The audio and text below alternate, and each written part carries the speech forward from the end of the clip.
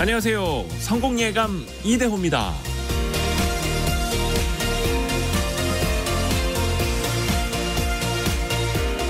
누군가에게 질문을 받게 되면 아는 범위 내에서 답을 하게 되죠.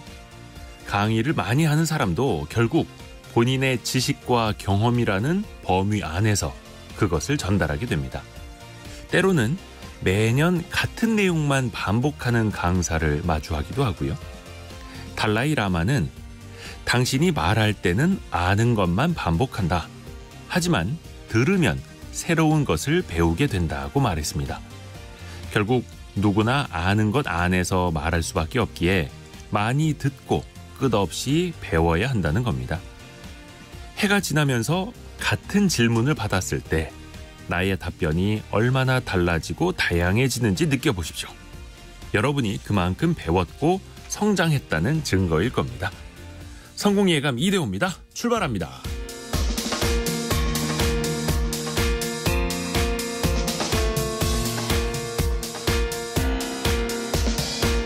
안녕하세요. 이대호입니다. 오늘은 2월 14일 수요일 아침 지금 9시 6분 지나가고 있습니다. 성공예감 이대호입니다.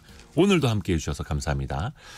오늘도 여러분의 상식을 키워드릴 퀴즈 하나 또 내드리면서 출발을 할까요? 삼성전자가 국내 이 시장 1위 자리를 계속해서 지켜가고 있습니다. 카운터포인트 리서치라는 시장조사 업체에 따르면요. 지난해 국내에서 이것이 1,400만 대 이상 팔렸는데요. 그중에서 삼성전자의 점유율이 73%, 애플은 25%의 시장 점유율이었습니다. 다만 점유율이 삼성은 전년 대비 2%포인트 떨어졌고요. 애플은 3%포인트 올랐습니다. 자, 오늘의 정답은 3글자가 될 수도 있고 4글자가 될 수도 있는데요. 이제는 없어서는 안 될 필수품이죠. 하루 종일 손에서 가장 오래 쥐고 있는 것, 거의 손이나 주머니에서 떨어지지 않는 것. 3글자든 4글자든 정답을 좀 넓게 처리를 하겠습니다. 여러분이 생각하시는 정답 샵 9730 문자 메시지. 이거 들고 보내시는 거겠네요.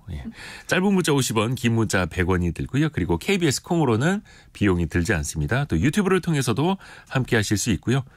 KBS 콩, 유튜브, 이 문자 메시지 다 여러분이 들고 계시는 이 정답, 이걸로 보내주시는 게 되겠네요. 성공예감 이대호입니다. 자주 검색하시면 성공이 가까워집니다.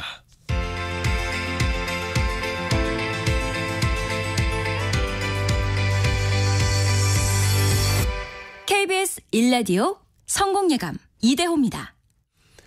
오늘의 경제뉴스 동아일보 백상경 기자, 한국경제신문 강영현 기자 함께합니다. 안녕하세요. 안녕하세요. 자, 두 분 어떤 소식 준비했는지 먼저 백상경 기자부터 들어볼까요? 네, 어제 밤에 이제 발표가 나왔는데요. 지난달 미국의 소비자 물가지수 CPI 상승률이 3.1%를 기록해서 당초 예상했던 2%대 진입에 실패했다는 소식 먼저 전해드리고요. 다음은 코로나 기간에 폭발적으로 커졌던 온라인 음식 배달 시장의 성장세가 지난해 처음으로 꺾였다는 이야기도 전해드리겠습니다.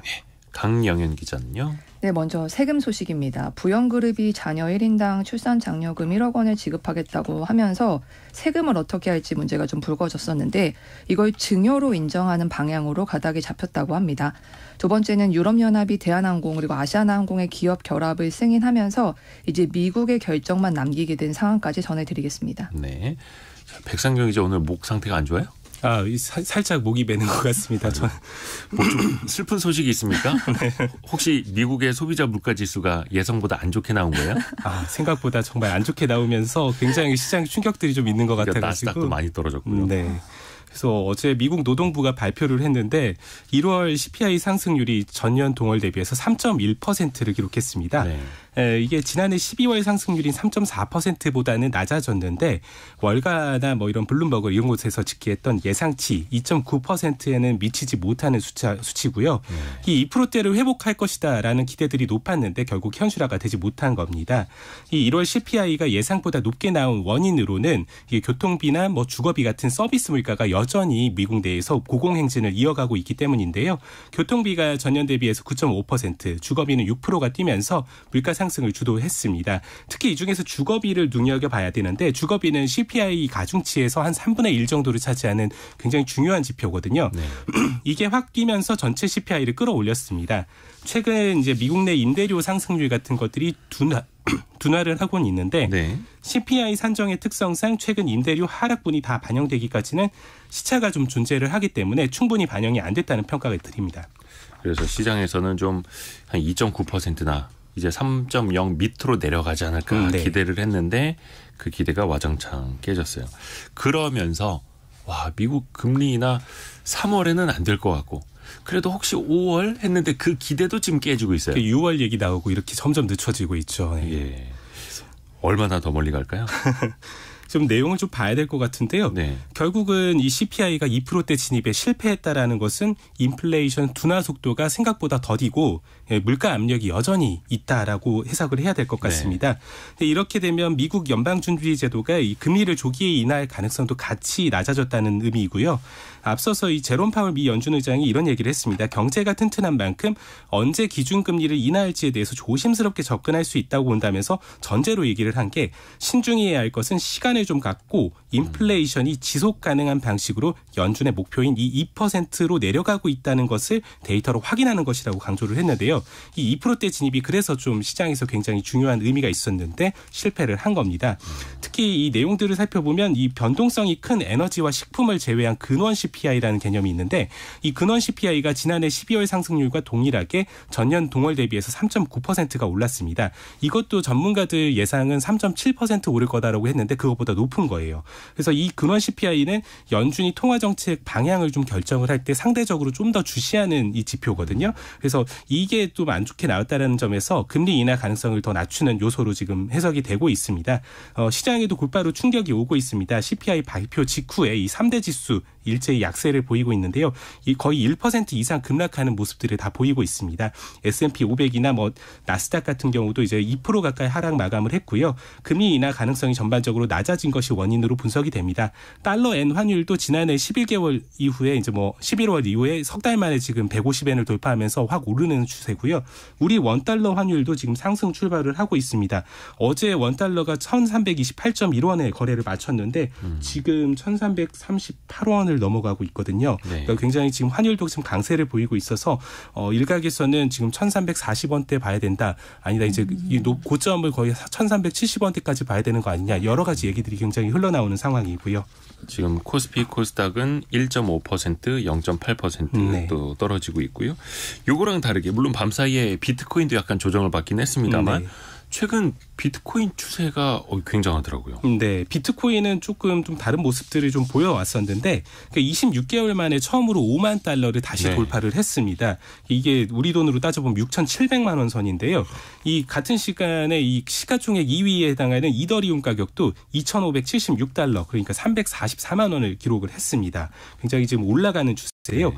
이 비트코인 가격들이 요동을 치기 시작한 게 지난달 전해드린 소식인데 지난달 10일이죠. 미국 증권거래위원회가 현물 상장 지수 펀드, 그러니까 비트코인 ETF를 승인을 하면서인데 승인 직후에 이게 4만 9천 달러를 찍었다가 다시 4만 달러 아래로 좀 급락을 했는데 이게 지금 약 한 달여 새에 꾸준하게 상승 곡선을 그리면서 지금 5만 달러로 돌파를 한 겁니다. 그러니까 ETF를 통해서 약 한 28억 달러의 순유입이 계속 이루어지면서 수요가 좀 견조하게 늘어나고 있다라는 게 이 비트코인 가상자산 운용사들의 좀 분석들이고요. 그래서 앞으로 더 상승 여력이 있다라고 보는 분석들도 있었는데 지금 오늘 CPI 얘기가 나오면서 이 비트코인도 좀 횡보를 하고 있는 그런 모습들을 보이고 있다고 합니다. 네. 자, 강영현 기자에게 갑니다. 최근에 그 부영그룹에서 출산 장려금 직원들에게 아이 낳은 사람에게 1억 원씩 나눠줘서 엄청난 네. 화제가 되지 않았습니까? 근데 거기에 세금이 과연 얼마나 붙느냐 이것도 굉장히 좀 논란이 있었어요. 네, 맞습니다. 그러니까 부영그룹이 지난 2021년 이후에 태어난 직원 자녀에게 현금으로 무려 1억 원을 지급하는 파격적인 출산 장려책을 내놓아서 굉장히 이슈가 됐는데 해당되는 자녀가 70명이라고 해요. 그 부영에서 그래서 총 70억을 지원하기로 했고 또 앞으로 이 정책을 계속 이어나가겠다 이렇게 발표를 했습니다. 네. 그런데 이거를 놓고 이제 세금 문제가 불거졌습니다. 그래서 부영은 세 부담을 줄이기 위해서 이걸 근로소득이 아닌 그러니까 아이들에게 주는 증여 방식으로 지급하기로 했는데 이게 왜 문제가 됐냐면 각각의 세금이 크게 다르기 때문인데요. 먼저 만약에 이제 근로소득으로 하게 되면은 과세 표준 구간별로 세율이 다르고 뭐 예를 들어서 5천만 원 이하 연봉이면 15% 그리고 1억 5천만 원 이하라면 35% 이런 식으로 세금을 내야 합니다. 근데 증여는 1억 원 이하이기 때문에 10%만 적용이 됩니다. 그래서 이걸 구체적으로 적용을 해보면은 기본 연봉이 5천만 원을 받는 직원이 추가로 1억 원을 더 받는다고 가정을 하면은 4천만 원 정도의 근로소득세를 내야 하는데 증여로 하면은 1천만 원만 납부를 하면 되기 때문에 그 차이가 커가지고 문제가 됐었는데요. 이를 두고서 윤 대통령이 어제죠. 기업이 자발적인 출산 지원을 위한 다양한 지원 방안을 즉각 강구하라. 그러니까 이렇게 기업이 자발적으로 출산 지원을 했는데 정부도 지원을 해라 이런 식으로 지시를 했어요. 그러니까 이제 정부가 출산 양육 지원금에 대한 세제 혜택을 확대하는 방안을 적극 검토하기로 했습니다. 그래서 국세청 관계자 같은 경우에도 부영의 출산 장려금이 근로자가 일한 대가에 따른 근로소득으로 보기 어렵다라고 말하기도 했습니다. 나라에서 못하는 걸 이제 기업이 해주는 건데 나라에서는 좀 보조라도 좀 해줘야죠. 이거 말고도 출산 관련된 세금을 좀 줄이기 위한 방안도 나온다고요? 네네. 기재부는 이제 근로자의 세부담을 덜어주기 위해서 기업이 제공하는 출산, 보육수당 비과세를 확대하는 방안을 검토하고 있는데 그러니까 당초에 비과세 한도가 월 10만 원이었는데 올해부터는 20만 원으로 증액한다는 겁니다. 그리고 또 출산 양육 지원에 적극적인 기업의 세금 혜택도 늘려주기로 했는데요. 기재부가 입법 예고한 소득세 법인세법 시행령에는 이제 근로자의 출산 양육 지원금을 이제 필요 경비에 추가하는 내용이 담겨져 있습니다. 이렇게 되면 이제 기업이 근로자 지원금을 비용으로 처리할 수 있어서 법인세 부담을 그만큼 덜 수 있습니다. 또 기재부는 기업의 출산 양육 지원금 비용 한도를 무제한으로 허용해 줄 계획인데 다만 가족, 친지에게 출산 양육 지원금을 편법 지원하는 것을 막기 위해서 시행령에 근로자에게 공통 적용하는 지급 기준이라는 점을 명시하기로 했습니다. 아하. 그리고 또 하나 술 관련된 면세 한도도 늘어나요?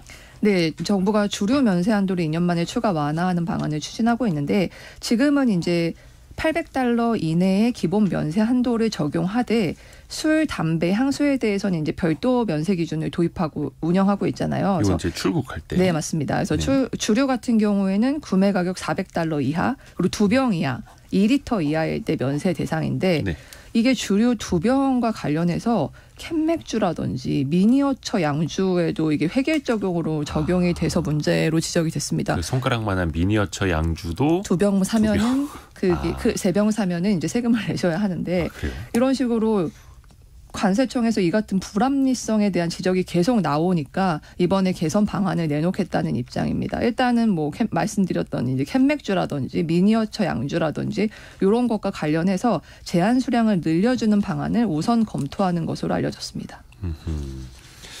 현실을 좀 따라가야 된다. 뭐 이런 지적도 좀 있는 것 같고요. 그리고 백상경 기자에게 다시 갑니다. 요즘에 그 음식 배달시켜서 드시는 분들이 뭐 여전히 많기는 한데 배달비 때문에라도 배달 시장이 좀 꺾인 것 아니냐 이런 지적들 나오더라고요. 네, 실제로 보면 이제 주변에서 배달앱 지웠다라고 얘기하시는 분들 종종 있으실 거예요. 뭐 실제로 이제 안 쓰겠다, 너무 비싸서 이제 올라서 안 쓰겠다라고 하시는 분들이 계신데. 이게 실제 통계에서도 좀 드러났습니다. 통계청에 따르면 지난해 배달 음식 온라인 거래액이 26조 4천억 원으로 집계가 됐는데요. 이게 전년 대비해서 0.6% 줄어든 것이고 이 배달 음식 서비스 관련 통계가 작성되기 시작한 2017년 이후로 처음 감소세가 나타난 겁니다. 그러니까 코로나 기간 동안에 사회적 거리 두기가 시행이 되면서 그동안 매장 방문이나 뭐 대면 같은 것들을 최소화할 수 있는 이 배달 음식 시장이 사실상 반사이익을 좀 봤었거든요. 그래서 이제 폭발적으로 성장을 쭉 해왔었는데 이게 코로나가 팬데믹이 끝나고 엔데믹으로 접어들면서 추가 성장 동력은 사실상 조금 뭐 딱히 없는 상황에서 뭐 이런 그 고성장, 기존의 고성장들에 따른 어떤 기저효과들이 발생을 하면서 결국은 이 마이너스 성장률이라는 결과를 받아들였다고 볼 수가 있겠습니다. 그 경제활동이 정상적으로 재개가 되니까 당연히 이제 외부 활동이 늘어나고 자연스럽게 음식 배달을 덜 시키게 된 겁니다. 근데 이 인플레이션 때문에 음식값도 가뜩이나 올랐는데. 배달료도 비싸고 그게 더 가중됐다라는 거잖아요. 네, 사실은 이제 고물가 고금리 때문에 배달 음식 주문하는 돈이 예전 같지 않다라는 표현, 예, 상당히 만만치 않아졌는데요. 혼자서 뭐 식사 메뉴 하나를 준비하려고 그래도 뭐 주문하려고 그래도 최저 주문 가격 맞추고 뭐 배달료 내고 하면은 거의 한 15,000원에서 2만 원 가까운 돈을 그냥 나가는 것들이 현실인데 이러다 보니까 배달앱 아까 말씀드렸던 것처럼 아예 지웠다 나는 안 쓴다 이런 분들이 심심찮게 나타나고 있습니다. 이게 음식 가격이 오른 것들은 당연히 우리가 지금 고물가 상황에서 올라가고 있는 것들이고요. 여기에 더해서 이제 배달료 이 부담들도 상당한 상태인데요.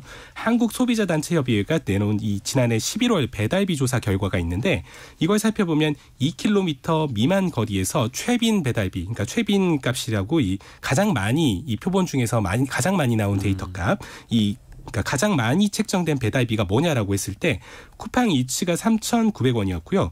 배달민족 그다음에 요기요가 각각 3,000원, 3,300원 선이었습니다. 그러니까 전반적으로 보면은 뭐 한 3,000원 안팎으로 계속 다 들어가고 있다라고 볼 수가 있고 네. 최고 금액을 좀 기준으로 보면은 이게 상당히 부담이 큽니다. 그러니까 쿠팡 이츠, 배달민족, 요기요 이 3사 모두 6,000원대의 배달값이 포함이 됐거든요. 그러니까 당장 배달앱을 열어가지고 쓱 한번 훑어보시면은 뭐 거의 다 보실 거예요. 3,000원은 기본이고 그렇죠. 배달료 4,000원까지 뭐 받는 분들 뭐 어렵지 않게 나타나고 있습니다. 그래서 배달시킬 때 항상 배달비 포함해서 얼마인지를 봐야 하는 거고요. 그 배달 플랫폼 기업들의 경쟁도 엄청나게 치열하잖아요. 네, 그래서 이제 가파른 이 시장이 상승세를 타다 보니까 이 배달의 민족이나 쿠팡이츠나 요기요 이 세 기업들의 경쟁들도 굉장히 치열하게 펼쳐졌었는데요.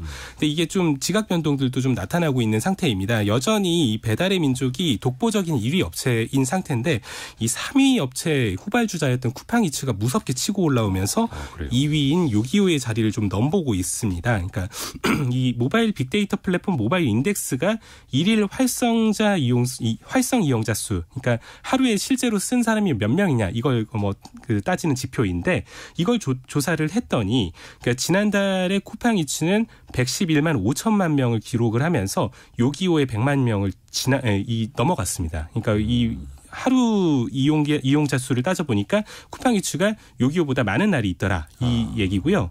그러니까 일일 활성 이용자 수를 보면 기준으로 보면은 2위와 3위가 이렇게 뒤집힌 상태가 되는 것이고 지난달 전체 이 월간 활성 이용자 수를 보면 요기요가 636만 명 그리고 쿠팡이츠가 553만 명 선인데요.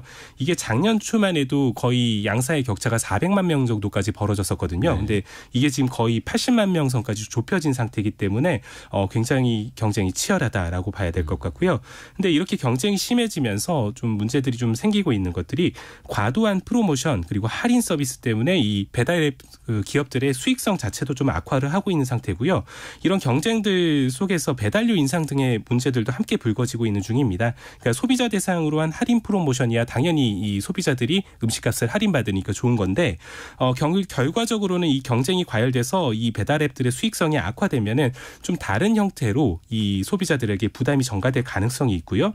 여기에 지금 배달 라이더들의 숫자 자체가 한정이 된 상황인데 이 라이더들을 데려오기 위해서 이 경쟁들이 과열될 경우에는 배달료 상승 압력이 계속 커질 수가 있거든요. 네. 그러니까 지금은 3,000원 주면은 할 수 있는 거를 4,000원, 5,000원 줘야 이 배달을 받을 수 있는 그런 상태들이 되는 건데 실제로 최근 배달료가 크게 올라가고 있는 것들도 이런 이유들이 좀 배경으로 분석이 되고 있습니다. 자, 다시 강영현 기자에게 갑니다. 대한항공과 아시아나항공의 합병 이야기 정말 오랫동안 우리가 듣고 있는데요. 한 곱이 넘고 있습니다. 네. 이번에는 유럽연합에서 고비를 넘었어요. 네, 어제 우리 한국 시간으로 어제 저녁이었고 유럽연합 시간으로는 어제 오전에 승인을 했는데요. 대한항공이 2021년 1월 이후에 기업 결합을 신고한 나라 필수 신고국이 14개국인데 이제 이로써 미국을 제외한 13국에서 이제 승인을 마치게 되었습니다. 왜 이렇게 2021년에 했으니까 왜 이렇게 오래됐나 싶으실 거예요. 네. 일단 EU에서는 두 항공사가 합병할 경우에 일부 유럽 노선에서 여객, 화물 운송 경쟁이 위축될 수 있다라고 우려를 했습니다. 그래서 지난해 8월로 예정됐던 기업 결합 승인을 연기했는데 그래서 이제 대한항공에서 여객과 화물 사업 경쟁 제한 우려를 완화하기 위한 시정 조치안을 11월에 EU에 제출을 했습니다. 그리고 나서 이제 다시 승인 그거를 시작한 건데요. EU 경쟁 당국에서 대한항공에서는 이제 양사 통합 시에 화물 사업 그리고 여객 4개 노선에서 경제지대한 우려가 있다고 판단을 했습니다.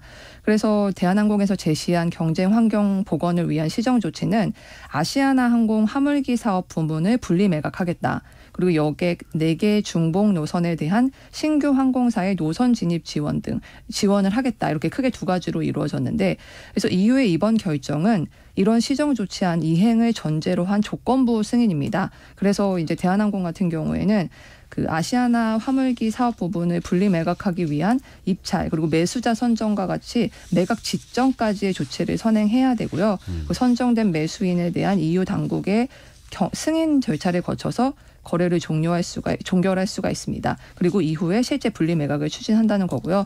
또 유럽 여객 노선의 신규 진입 항공사로 이제 티웨이 항공이 지정이 됐는데 올해 하반기부터 순차적으로 인천 파리, 그리고 인천 로마, 인천 바르셀로나, 인천 프랑크푸르트 이 4개의 노선에 진입할 수 있도록 대한항공이 적극적으로 지원을 해야 합니다.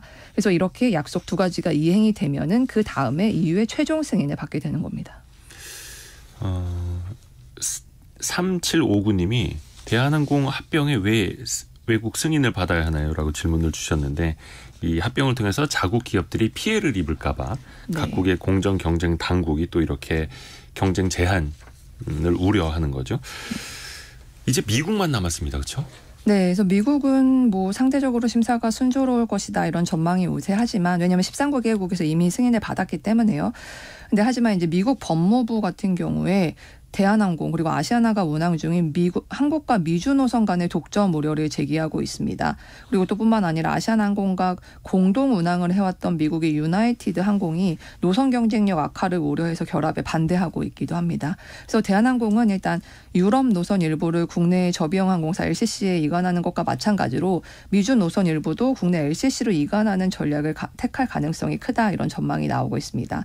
이렇게 해서 모든 심사 승인이 끝나게 되면은 대한항공은 1조 5천억 원 규모로 이루어질 그 아시아나항공의 유산 증자에 제3자 배정 방식으로 참여해서 지분 인수를 완료할 예정이고요. 이렇게 되면은 아시아나항공은 대한항공의 자회사로 2년 동안 운영되다가 최종적으로 흡수 합병이 되게 됩니다. 아시아나항공이 운영 중인 에어서울, 에어부산을 합한 5개사의 지난해 국제선 여객 점유율이 80%에 달하거든요.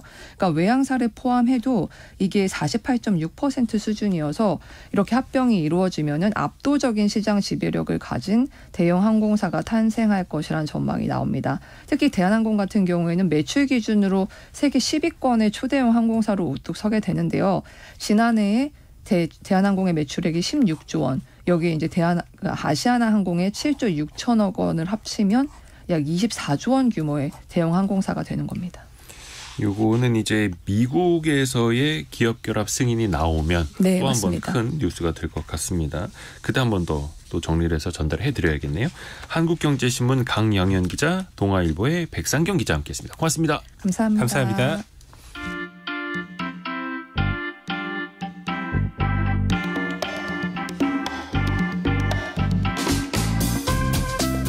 지금 여러분께서는 KBS 일라디오 성공예감 이대호입니다를 듣고 계십니다.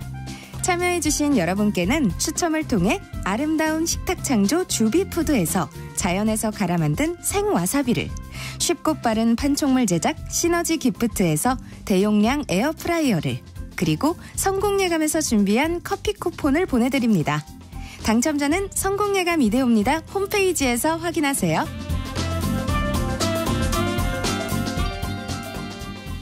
경제상식 퀴즈 한 번 더 내드릴게요. 지난해 글로벌 시장의 순위, 시장 점유율 순위를 보면은 1등이 애플, 2등이 삼성입니다. 두 기업이 전 세계 이 시장의 약 40% 정도를 차지하고 있는데요. 이어서 샤오미, 오포 등 중국 업체들도 시장을 또 따라오고 있습니다. 주목할 점은요, 최근에 그 고가 이것의 판매가 늘고 있다라는 건데요. 고가품. 세계 판매량이 약 4분의 1이 이른바 프리미엄 폰이라고 합니다. 전체 판매량은 좀 내리막이긴 합니다. 예, 요즘에 이 기기 자주 안 바꾸시죠. 예전에는 거의 약정 끝나면 2년마다 바꿨었는데 요즘엔 3년, 4년 써도 사실 뭐 원체 기능이 좋다 보니까요. 그래서 전체 판매량이 다소 줄지만 조금 비싼 이것들을 이 기업들이 팔면서 조금 더 이제 버티고 있는 거죠. 이 정답 4글자일 수도 있고요. 3글자일 수도 있는데요. 강력한 힌트는 박헌 님이 셀룰러폰.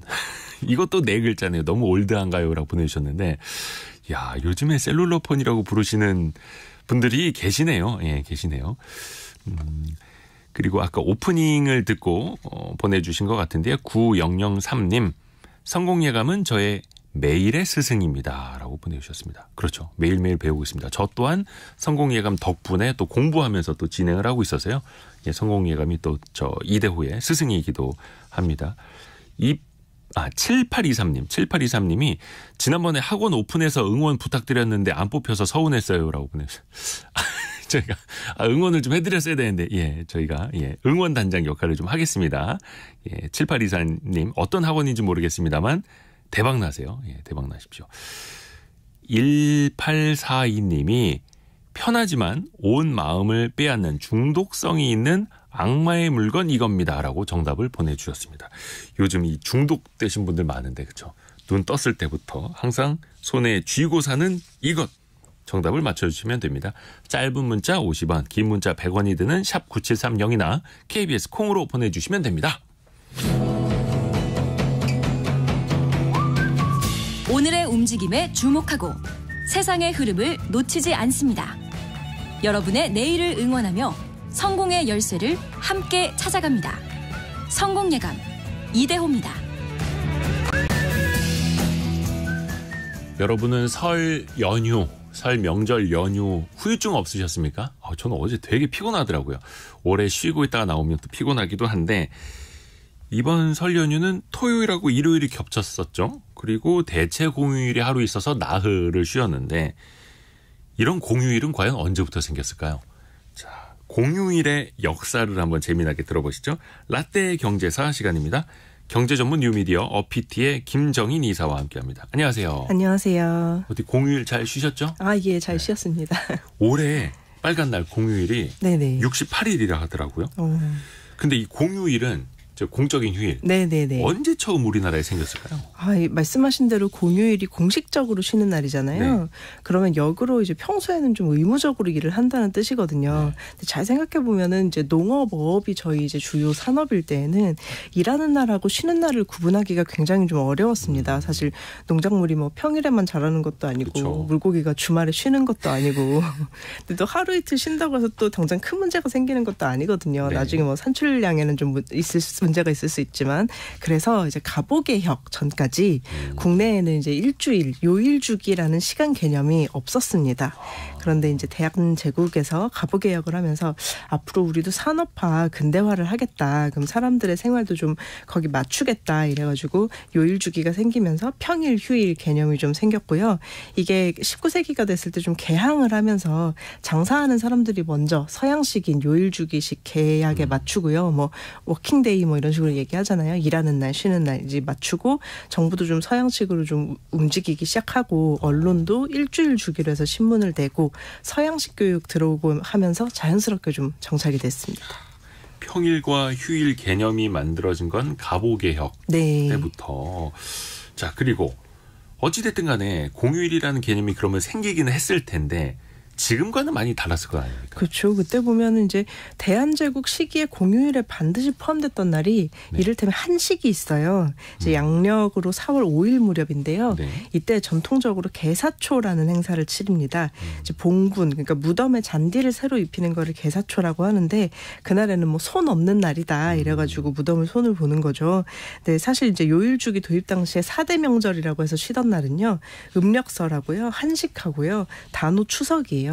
보면은 모두 성묘하고 연관되어 있는 명절인데요. 정리하자면 이제 100년 전에 명절이라는 성묘하는 날이었습니다. 그래서 회사에서는 성묘를 못하게 해 이러면 이제 큰일이 나는 거였죠. 그러니까 성묘하는 날에는 반드시 직원들을 좀 쉬도록 해줘야 되는 그만큼 조상 모시는 게 중요했다라는 거잖아요. 성묘 자체가. 그렇죠. 70년대. 네. 이제 추석 70년대 같은 경우에는 추석 성묘객을 위해서 이제 기사를 보니까요. 망우리, 네. 서울 중랑구 망우리까지 가는 버스를 임시 증설할 정도였어요. 이제 묘역이 좀 크게 조성돼 있는 지역이죠. 당시 한 11개 정도 노선을 증설하곤 했는데 모두 묘역이 조성된 곳이었습니다. 산업화가 진행이 되면서 이촌향도 현상이 생겼고요. 명절에는 사람들이 반드시 이제 조상님 뵈러 가야 한다 이렇게 인식을 했어서 네. 추석은 물론 이제 한식날에도 성묘 인파로 교통전쟁이라는 기사가 80년대까지 꾸준히 등장을 합니다. 근데 한식이 어느샌가 식목일로 대체됐고 이제 뭐 단오도 어린이날 요 날짜가 겹쳐요. 이제 이름 자체도 좀 생소한 분들이 더 많아지셨죠. 아하. 근데 아까 네네. 우리나라 4대 명절이 설, 한식, 단오, 추석이었다라고 네. 해주셨는데 근데 한식하고 단오는 공휴일에서 빠진 거잖아요. 네, 그렇죠. 그 이유는 뭡니까? 이제 100년 전으로 시간 여행을 만약에 할 수 있다 이러면 이제 그때 분들은 지금 100년 후 명절을 보면 좀 놀라실 것 같아요. 네. 왜냐면 제가 연구 결과를 좀 찾아보니까 한식이나 단오가 추석보다 더 큰 명절이었던 지역도 있더라고요. 중부 지역부터 이북까지는 오히려 정월대 보름이 또 크기도 했고 이제 곡식이 많이 났던 삼남 지방이 추석을 더 크게 지내가지고 원래 지역색이 있었는데요. 이때 추석만 좀 살아남은 거죠. 한식은 사실 조선시대부터 굉장히 중요했던 성묘 시기이고 지금 민속축제로 남아있는 단오는 봄이고 하니까 사실 놀기 좋잖아요. 네. 그래서 잠시 일손을 놓고 다들 나와서 동네마다 크게 행사를 치렀고 한국전쟁 전에도 기업들까지 끼어서 상업적인 축제로도 발전을 했었는데 근데 이제 전쟁을 치르고 나서 좀 문화들이 좀 약간 형해화가 됐었는데 이때 대통령령으로 공휴일 규칙을 지정을 했거든요. 전쟁 후에. 근데 당시에 미군정에서 임시로 정했던 내부적으로 지내던 공휴일을 거의 그대로 받아들였다고 하더라고요. 그래서 우리 민속 명절 중에 살아남은 것은 추석 하나고요. 음력설도 또 이제 그 서양식에 맞춘다고 75년 전까지는 명절로 인정을 안 했었고요. 다만 이제 음력설 같은 경우에는 양력설을 사흘씩 쉬던 것을 이제 성묘 때문에 결국 자리 잡지 못해가지고 지금은 이제 하루만 쉬게 돼 있고 음력설이 부활을 합니다. 그렇죠. 근데 뭐 지금은 그래도 설이라는 것 자체가 다시 한번 자리를 잡았고 그렇죠. 이제 일제 잔재였기도 했었고요. 신정이라고 네, 그렇죠. 바꾸기도 했었고. 근데 이제 지금도 공휴일일 때, 연휴일 때, 명절일 때 제대로 쉬지 못하고 일하시는 분들 적지 않거든요. 예. 예전에는 어땠을까요?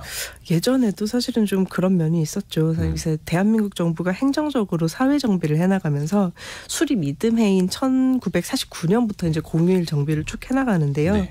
이게 그 공휴일 정비 규정이 20차례 정도 바뀌었을 겁니다. 근데 저희가 공휴일이라고 했을 때는 보통 법정 공휴일을 뜻하는데요. 네.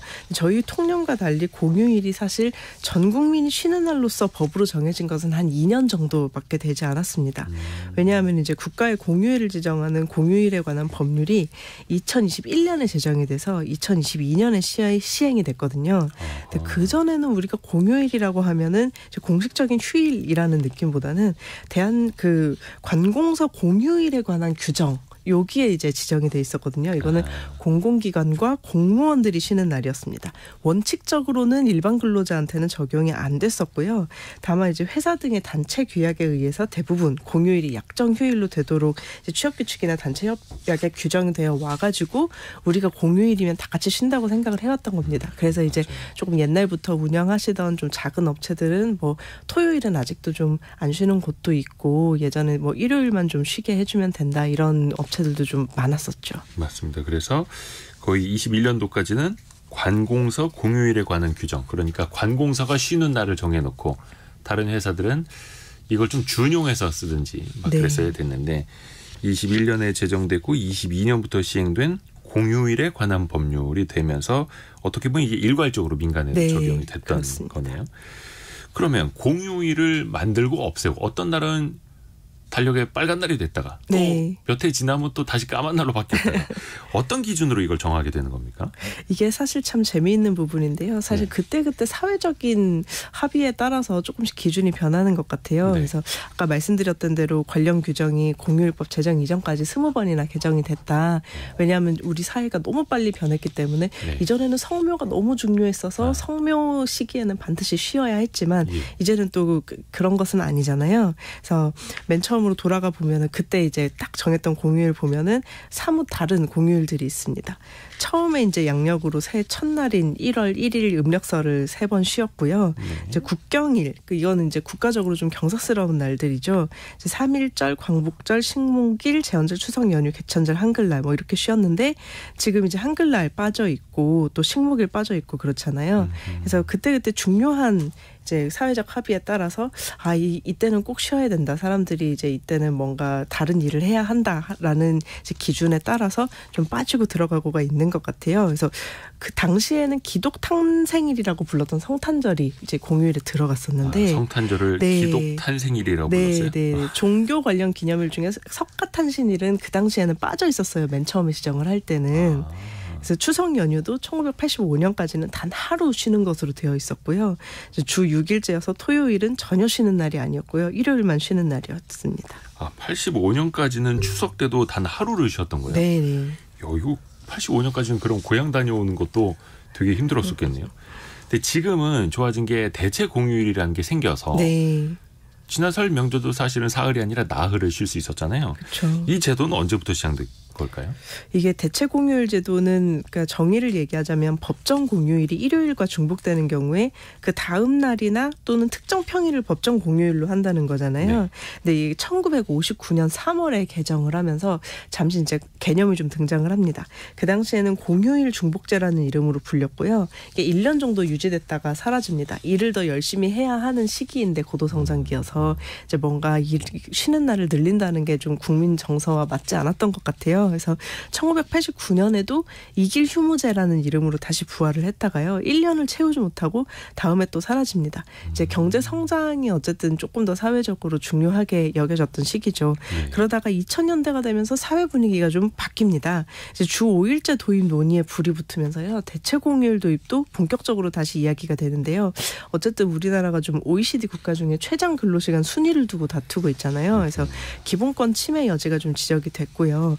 또 이제 산업 구조가 발달을 하다 보니까 소비 시장도 중요하기 때문에 돈을 쓸 수 있는 시간과 공간, 시장을 좀 키우려면 어느 정도 여가가 좀 필요해서요. 내수 경제 활성화를 위해 이제 대체 공휴일을 도입을 해야 한다. 이렇게 얘기를 했었죠. 다만 이제 모든 혁신적인 제도 도입이 그렇듯이 손해를 보는 사람이 분명히 있어요. 대부분 이제 5인 이상 30인 이하의 사업장이 좀 손해를 많이 본다고 얘기를 하는데요. 왜냐하면 이제 대체 공휴일처럼 쉬는 날이 좀 늘어나면 그만큼 수당을 더 주고 사람을 써야 하거나 아니면 이제 장사를 좀 쉬어야 되는 부분이 있으니까요. 그래서 경제적으로 뭐가 우선이냐 논의가 격렬해지다가 2013년에서 2015년에 걸쳐서 시행이 좀 시도가 되고요. 2017년에서 2020년 사이 자리를 잡게 됩니다.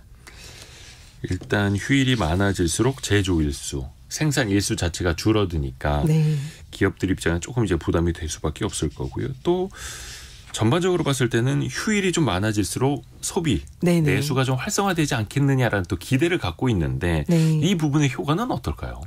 그게 사실 이제 휴일이 늘었을 때 경제에 더해지는 요소하고 좀 빠지는 요소가 있죠. 여기서 어떤 요소를 중요하게 생각하는지 그 입장에 따라서 대체 공휴일 지정을 찬성하느냐 반대하느냐 좀 결정이 되는 것 같습니다.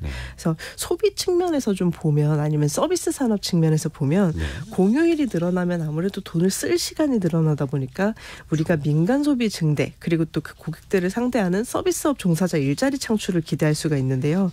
반면 이제 돈을 쓸어 가시는 분들을 보면 또 평일에 돈을 버시던 분들이시잖아요. 그러니까 이제 경영계에서는 아까 말씀드린 조금 이제 5인 이상 30인 미만 사업장에서는 휴일 근로수당 인상을 또 걱정을 안 할 수가 없고요. 또 제조업에서는 생산량 감소로 기업 추가 비용이 좀 늘어난다. 이런 걱정을 하게 됩니다.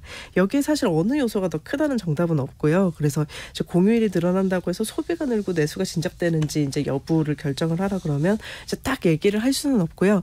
다만 이제 이 가감 요소 중에 더해지는 요소가 크냐 아니면 빠지는 요소가 크냐 이거는 시간에 따라 정도가 어떻게 변하는지를 봐야 되는 부분도 있고 연구 결과를 좀 보니까 정책을 어떻게 써가지고 무엇을 좀 더 북돋느냐 이런 미세 조정이 굉장히 좀 중요하다고 하더라고요. 그래서 다만 이제 우리가 점점 더 선진 경제 구조로 가고 있기는 하잖아요. 서비스업이 늘어나는. 그래서 부가가치 높은 서비스업을 육성해야 한다는 합의는 어느 정도 있고요. 또 OECD 비교 기준으로는 노동 시간이 참 길기 때문에 아무래도 공휴일 증가에 좀 힘을 실을 수밖에 없지 않나 앞으로도 이런 생각은 하게 됩니다. 이제 대공황을 좀 극복했던 부분은 이제 미국이나 이제 프랑스 같은 곳에서는 아무래도 휴일 정책 써가지고 좀 소비가 굉장히 진작됐던 결과는 있거든요. 그러니까 그 나라의 구조가 제조업 중심이냐 서비스업 중심이냐에 따라서도 이게 또 선택이 달라질 수도 있는 거고요. 네. 그리고 오상성님하고 4150님 6657님이 말씀해 주셨는데 이게 한글날 다시 이제 쉰다고 한글날 공휴일이라고 알려주셔서 고맙습니다. 이게 헷갈립니다. 그러니까 이 공휴일 관련된 규정이 20번 넘게 바뀌었다라는 네. 것도 우리가 또 알게 됐고요. PT의 김정인 이사 함께했습니다. 고맙습니다. 감사합니다. 라디오 정보센터 다녀옵니다. 정부가 용인 반도체 산업단지에 이어 고흥 우주발사체 클러스터와 울진 수소 클러스터의 예비 타당성 조사를 면제해 주기로 했습니다. 최상목 부총리 겸 기획재정부 장관은 오늘 비상경제장관 회의에서 1기 신도시 선도지구 공모 일정을 5월로 앞당기겠다고 밝혔습니다. 서울시가 올해 7에서 9급 지방공무원 채용 규모를 전년 대비 718명 감소한 1,602명으로 확정했습니다. N달러 환율이 지난해 11월 이후 약 3개월 만에 달러당 150엔을 넘어섰다고 NHK방송이 보도했습니다. 지금까지 라디오 정보센터 뉴스 정한나였습니다. 자, 우리나라의 소비시장. 그 소비시장의 변화를 살펴보는 시간 트렌드 팔로우로 이어갑니다. 트렌드 코리아 2024의 공저자 서울대 소비자학과 한다희 박사와 함께합니다. 안녕하세요. 안녕하세요. 오늘 재미난 주제네요. 네. 육각형 인간. 네. 육각수 아니고. 네, 육각형. 육각형 인간. 이게 어떤 의미예요? 네, 요즘 포털 사이트나 SNS 보시면 육각형 땡땡 이런 말이 굉장히 많이 나옵니다. 네. 실제로 데이터상으로 보면 이 육각형이라는 단어의 언급추이가 2021년 대비 약 2배 가까이 증가를 했는데요. 여기서 육각형이란 말은 두루두루 완벽하다 이런 뜻으로 쓰입니다. 우리가 흔히 어떤 대상이 가지고 있는 여러 특성을 비교 분석할 때 이 육각형 이미지를 그리잖아요. 네. 그래서 능력치를 막 비교 분석할 때 이 헥사곤 그래프라고 하는 육각형 이미지를 그리는데 여기서 모든 기준이 끝까지 차서 완벽한 모습을 보이면 이게 정육각형이 되겠죠. 네. 그래서 오늘 육각형은 이 완벽이라는 의미로 종종 쓰이는 말입니다. 그래서 육각형 인간 트렌드는 모든 측면에서 완벽하기를 조금 선망하는 약점이 없는 사람들을 선망하는 이런 경향성을 말합니다. 뭐 외모도 잘생겼고 성격도 좋고 네. 돈도 잘 벌고 능력이 있고 이게 사실 운동선수들 능력치 같은 거 보여줄 때 네, 게임이나 맞습니다. 아니면 스포츠 경기 볼 때 이런 거 나왔었는데 네네. 이제는 주변 사람을 평가할 때도 육각형 인간이다 이렇게 표현을 하네요. 네. 그러면 이게 약간 완벽주의자랑 또 비슷한 말입니까? 아니면 다른 거예요? 네, 사실 이 완벽함을 쫓는 건 어제 오늘의 일은 아닙니다. 그런데 과거의 완벽주의는요, 내가 갖고 있는 능력치를 완벽한 수준으로 끌어올리는 데 좀 많이 쓰였어요. 네. 그런데 요즘 사람들이 쫓는 이 완벽의 속성이 좀 바뀌었다는 것에 주목을 해야 하는데요. 한마디로 말씀드리면 노력으로는 다소 얻기 쉽지 않은 속성까지 완벽한 이런 육각형을 선망하는 경향성이 강하다는 겁니다. 다만 이 트렌드는 전 세대가 추종하는 것은 아니고요. 일부에서 관찰되는 하위 트렌드의 경향을 갖는데요. 과거와 달라진 흥미로운 현상들을 오늘 좀 소개해드릴까 합니다. 그럼 좀 예를 들어서 설명을 좀 해볼까요? 네네. 육각형 인간, 그러니까 얼굴이 육각형이 아니라 네. 어떤 인물이 육각형 인간에 해당이 되는 거예요? 네. 특히 이 육각형이란 말이 인물 앞에 많이 붙어요. 예. 그래서 육각형 연예인, 육각형 축구 선수 네. 이렇게 말이 붙는데 먼저 어른들이 좋아하는 연예인 예를 하나 들어볼게요. 네. 예를 들어서 임영웅님을 예를 들면 왜 좋아하는지 물어보면 키도 크고 잘생겼고 노래도 잘 부르고 좋은데 어릴 때 좀 힘들었던 시절이 있었는데 열심히 살아와서 지금 그걸 극복하고 슈퍼스타가 됐다 하는 이런 성장 스토리가 있어서 어른들이 더 감동을 받는 경우가 많습니다. 그런데 요즘 젊은 세대들은 처음부터 완성형인 연예인을 좀 선망하는 경향성이 강하다는 거예요. 그래서 이런 연예인들을 육각형 연예인 이렇게 부르는데 데뷔 전부터 모든 것을 다 갖춘 완성형 아이돌을 의미합니다. 노래나 춤 실력은 물론이고요. 외모도 당연히 훌륭하고 또 키도 크고 예능감도 좋아야 되고 작사 작곡 또한 직접 해야 되고 또 강남 8학군이었고 공부도 잘했던 이런 식의 헤드라인이 많이 붙는단 말이죠. 한마디로 모든 측면에서 약점이 없는 완벽한 연예인들이 선망의 대상이 되고 있다는 거죠. 그래서 팬들은 우리 땡땡이 정말 육각형 연예인이야 이런 식으로 많이 얘기를 합니다. 또 축구 선수도 마찬가지인데요. 육각형 올라운더 선수 이런 말을 많이 쓰죠. 하나의 포지션만 잘하는 게 아니고 다양한 스킬을 갖고 있어야 되고요. 또 인성도 훌륭해야 되고 외모도 순수해야 하고 이런 모든 것들을 갖춘 선수를 선망하는 경향이 과거보다 짙어지고 있습니다. 그러니까 데뷔 전부터 모든 걸 다 갖춘 아이돌로 네네. 보이게. 어떻게 네. 보면 이제 만들어진 걸 수도 있을 텐데 그렇죠. 어찌됐든 간에 보이는 거는 처음부터 완성형인 걸로 보인다. 네. 근데 운동선수로 따지면 뭐 손흥민 선수나 그렇죠. 오타니 선수처럼 맞습니다. 인성 좋고 외모도 좋고 네. 당연히 실력 좋고. 네. 근데 사실 뭐 영화나 좀 만화에 나오는 캐릭터들 아닙니까? 거의 지구상에 몇 명 없는 사람들이잖아요. 맞습니다. 만화나 드라마 같은 콘텐츠에서도 네. 요즘 이 육각형 트렌드가 나타나는데요. 과거에 인기가 높았던 드라마나 만화를 살펴보면 이런 서사가 흔합니다. 예. 초반에는 주인공이 굉장히 힘들어요. 예. 불쌍하고 막 약하고 네. 그런데 노력을 통해서 성장을 합니다. 그리고 마지막 화에는 주인공이 원하는 목표를 달성하죠. 예를 들면 부모님의 원수를 갚는다는 이런 식의 권선징악 고진감래 이런 서사가 인기를 누렸죠. 그래서 어른들이 많이 보시는 아침 드라마 같은 경우는 거의 다 이런 서사고요. 네. 과거 인기 있었던 드래곤볼 많이 보셨죠. 또 원피스 이런 드라마, 만화들이 전부 이런 성장 서사를 갖고 있는데요. 근데 요즘 인기 있는 드라마 웹툰 보시면요. 이런 고생의 과정이 굉장히 축약되어 있어요. 그래서 최근 인기 누리는 영화나 드라마 보시면요. 줄거리 초반에 주인공이 갑자기 트럭에 치인 뒤에 초능력자로 환생을 한다든지 아니면 무척 힘든 현실을 살아온 주인공이 다른 시대로 타임슬립해서 환생을 해요. 네. 그래서 왕이 돼요. 아니면 요즘 인기 많은 드라마죠. 친구에게 배신을 당하고 죽었는데 눈 떠보니까 10년 전 과거로 회귀해서 이들에게 복수를 합니다. 이런 스토리들이 굉장히 인기 있는 스토리인데 네. 환상적이고 조금은 타임슬립, 좀 말도 안 되는 이런 스토리지만 이런 콘텐츠에서조차 좀 노력형 캐릭터가 아니라 애초부터 세계관 최강자라고 불리는 이런 주인공에 열광을 하는 것입니다. 아예 초능력, 네. 초현실. 말도 안 되는 걸 알면서도 또 거기에 사람들은 열광을 또 하는 거고요. 그렇죠. 근데 이게 소비시장 트렌드, 뭐 옷이나 화장품 이런 부분에서도 나타나요? 네, 육각형 인간 트렌드에서 외모가 주목받는 요소이다 보니까 옷이나 화장품 영역에서도 변화가 나타나는데요.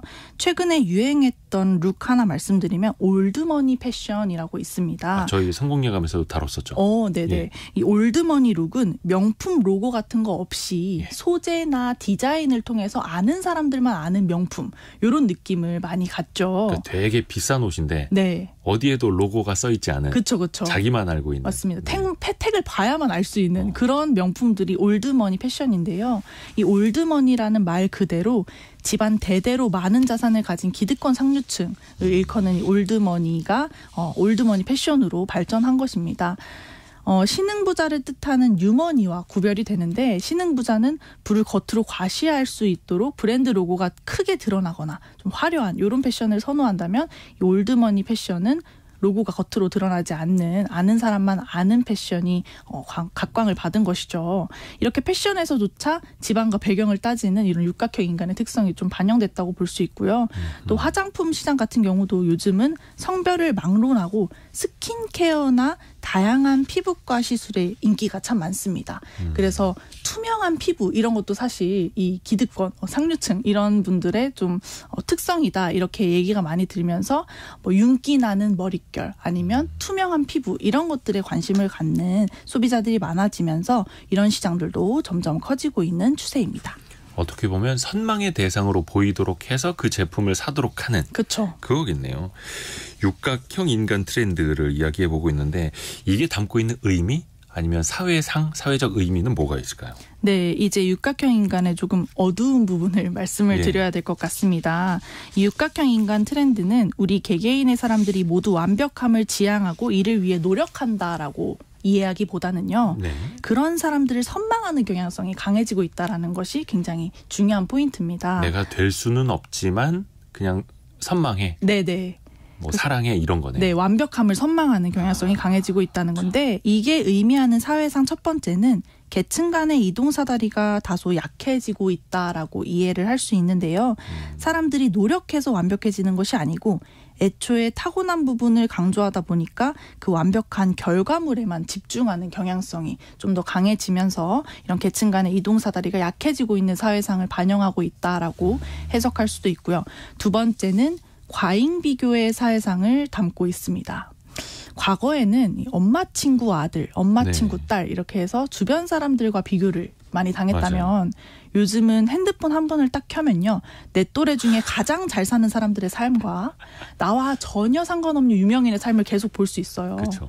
물론 저 사람들은 나와 다르다라는 것을 알고 있습니다. 알고 있지만 이 넘을 수 없는 수준의 격차에 과도하게 노출이 되다 보면 자꾸 비교하게 되고 좀 과잉 검열하게 되는 이런 식의 스트레스가 생길 수밖에 없겠는데요. 그러네요. 실제로 많은 심리학 전문가들이 SNS의 문제점으로 꼽는 부분이 여기에 있기도 합니다. 그래서 더 많은 기준으로 더 많은 타인과 비교해야 하는 사람들은 자연스럽게 서로에게 점수를 매기면서 등급을 나눠가는 이런 현상이 나타날 수밖에 없는 것이죠. 그 육각형 능력치 중에 일부라도 내가 높을 수 있는 거고 그쵸, 아니면 그쵸. 그 끝까지 다다르진 않더라도 균형 잡힌 능력이 있을 수 있는 건데 네네. 좀 씁쓸하기도 합니다. 네. 이걸 좀 우리가 어떻게 이해하고 받아들이면 좋을까요? 네, 어두운 부분도 있지만 사실 또 너무 심각하게 생각하지는 않으셨으면 좋겠는 게요. 많은 분들이 이런 경향성을 있음을 인지하고 계시고요. 무작정 쫓으려는 경향성을 또 보이지는 않습니다. 다만 선망하는 사람들의 기준이 많이 높아지고 있다라는 것이 주목할 만한 포인트고요. 제가 말씀드리고 싶은 부분은 사실상 이 이야기를 할 때 가장 조심해야 할 점이 모두가 같은 육각형 기준을 가지고 있지 않다는 것입니다. 그렇죠. 그래서 나는 정말 중요하다고 생각하는 기준이 누구에게는 아닐 수 있고요. 또 나는 별로 중요하지 않다라고 생각하는 기준이 누군가에겐 참 중요한 기준이 될 수 있다는 거죠. 그래서 모두가 같지 않다라는 것을 늘 염두에 두고 각자의 멋진 인생을 살아가는 것이 굉장히 중요할 것 같습니다. 각자 나의 삶, 네. 나의 삶을 행복하게 사는 것. KBS 콩으로 육각형 인간 이대호님이라고 보내주신 분들은 참 감사드립니다만 저는 얼굴이 육각형이고요.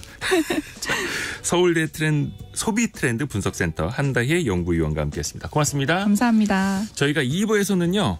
육각형 기업들을 한번 살펴보죠. 예, 미국에서 정말로 잘 나가는 기업들, 돈도 잘 벌고 미래 비전도 받고 그리고 주주 환원도 많이 하는 그런 기업들인데요. 2부에서 저희가 잠시 뉴스 듣고 10시 5분에 금방 돌아와서 알려드리겠습니다.